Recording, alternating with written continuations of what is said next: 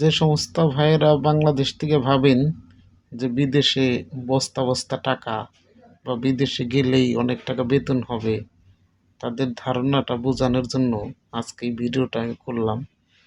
দেখেন এখানে কাজ করতেছে এই দুজনে, কাজ করে কত পরিশ্রমের কাজ।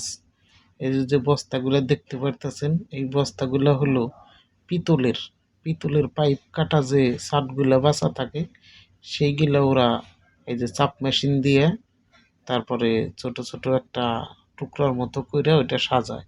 আর এটার দামও, পিতলের দামও অনেক বেশি।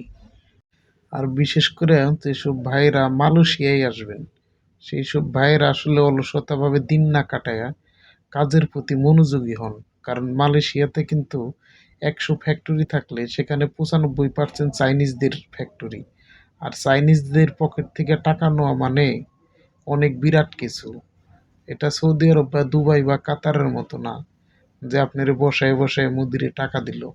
এটা ভাই মালয়েশিয়া। এখান থেকে টাকা নিতে হইলে আপনার খুব হিসাব করে টাকা নিতে হবে। হ্যাঁ, ঠিক আছে, তারা এই যে পরিশ্রম করতেছে, এই পরিশ্রমের বিনিময়ে হয়তো বা ৭০-৮০ হাজার টাকা বেতন পাবে।